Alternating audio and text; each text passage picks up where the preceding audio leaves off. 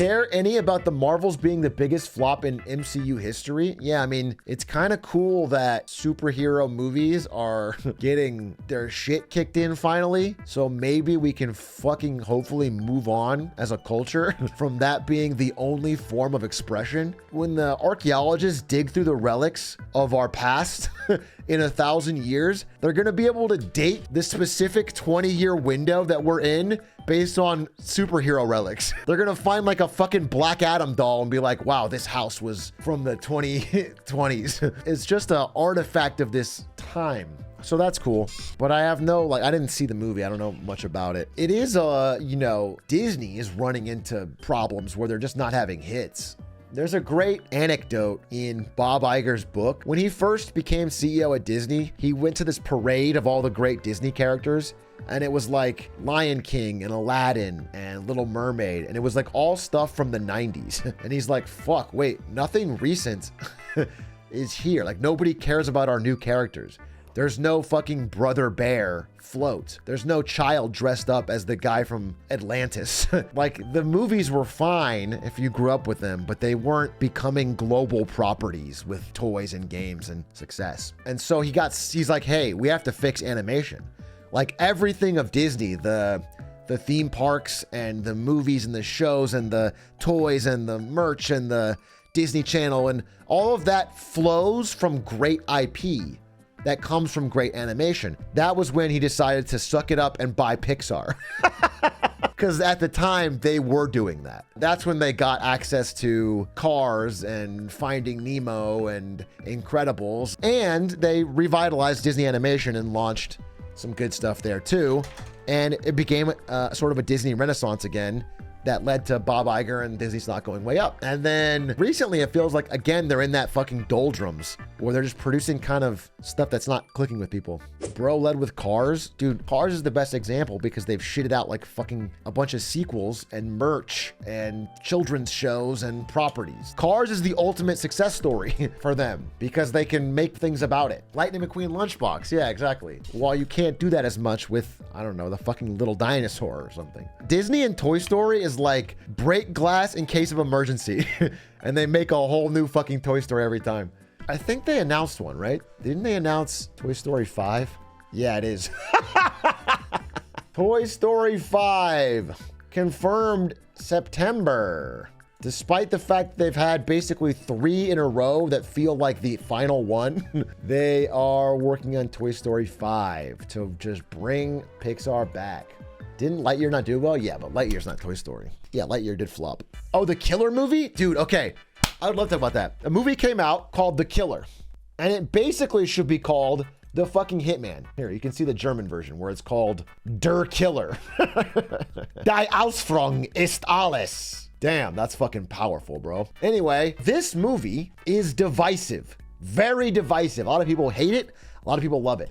I'm gonna give you my honest take. I'm a person that fucking loves Hitman. I think Hitman, the lore, the idea of it, even the concept of Hitman is very cool and interesting. I think it's cool. And so far, all of the movies about the Hitman franchise, like this fucking movie, are dog shit. They were really, really, really bad. And so I went into this cautiously optimistic because I love David Fincher. And this movie it oozes style. It has a really distinct sense of style, cool cinematography. I like the soundtrack, Trent Reznor. I like it, okay? And it uses the actual fonts from the Hitman games. It uses the same fonts from the thing.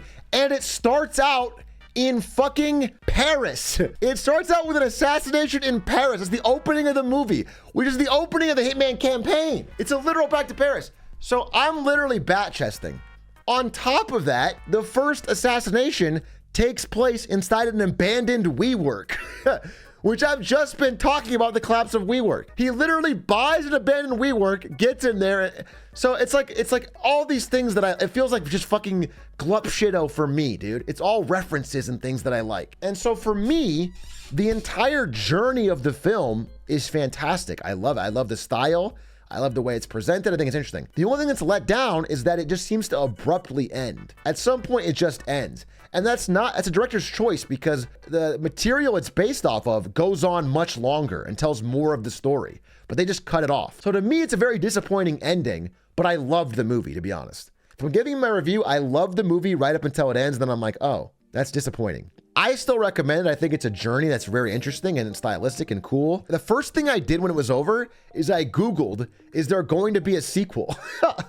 Like a fucking child watching Avengers, dude. I just went straight to Google and there's not, I mean, there's no information about that. So I give it, I also give it 2 thumbs up. I really liked it, but I can totally understand not liking it, being let down by what appears to be a very abrupt ending. And also they cut out a lot of the backstory that's also from the source material. They really cut out, you know, it's really just like a slice of life. It's like one journey. It's almost like one episode of what should be a larger thing. So I liked it a lot, but that's my review. What's the source material? It's a graphic novel, a French graphic novel about hitmen that's like 10 parts. Goes back to the early 2000s or 90s even. Yeah, they adapted just the first Paris kill and some other things, but not, they set it in the modern day. Again, I think it's sick. I recommend it, but I can understand why you'd fucking hate it at the end. Because it really does just stop and it winds down so undramatically. Is Diana in it? Unfortunately, no. No Diana.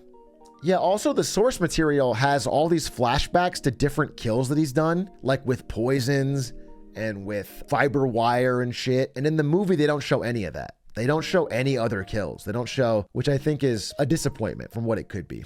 What movie? Bro, figure it out. Swear to God. If you're all cap spamming what movie when we've said it like 14 times, you could fucking figure it out. God damn, fucking seamlessly enter a conversation. Same source material as Hitman or just inspired? It's a different source material than Hitman, but it feels, as a heavy Hitman player and Hitman lore lover, it feels like an homage. It feels like what the Hitman movie could have been in some way. You know, what's really cool is they treat the need to be silent assassin like more seriously.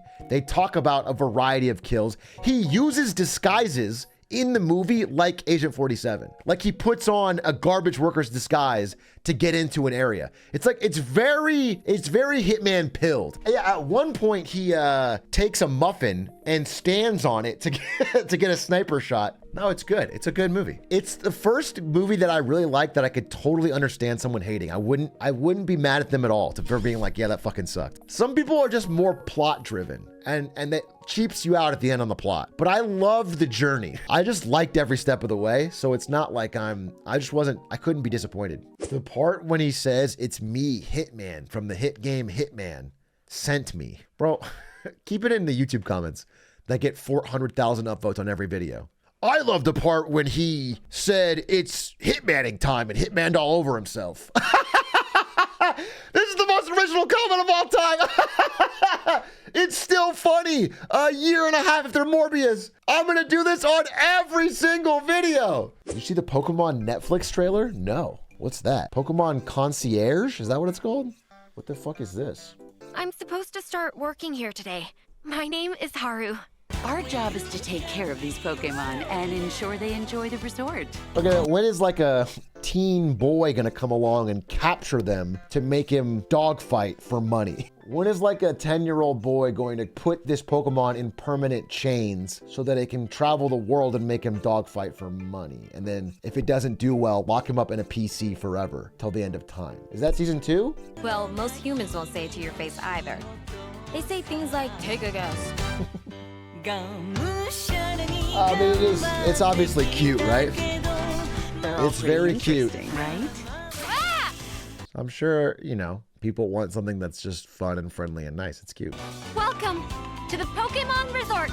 Personally, I'm a fan of Grasping the Moon, the Pokemon fan fiction where Gary Oak comes back to Pallet Town with an AK-47 and wages war with Ash Ketchum for the future of the government. That's what I prefer. Like, I would love to see Gary Oak and Ash shoot it out with AK-47s over Pallet Town. But this is cool too, I guess. That's the after credits scene. Living the vicarious fantasy of actually enjoying my job. I'm sorry you don't get to work as a Pokemon concierge. I wish you could. You know what though? I think were that job real, it might become quite stressful. If there was a real Pokemon concierge, they'd be like, yeah, that show's kind of fake. Like, it actually kind of sucks. Pokemon owners are hugely entitled and they demand constant great treatment of their Pokemon, and they're always coming in here and they think they own the place because they pay so much. I got burned by a fucking Charmeleon the other day, and I didn't even get workman's comp because they said it's part of my contract. Like, of course that shit would happen. The Pokemon universe is for profit, bro. They have free healthcare for Pokemon only.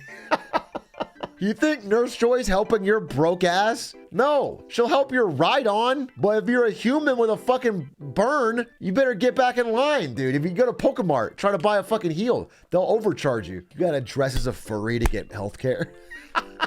Dressing up in a fucking Pikachu outfit to try and get healthcare. A 10-year-old can afford burn heals, more affordable healthcare than America. The 10-year-old only affords burn heals by shaking down other people with violent dogfights. Okay?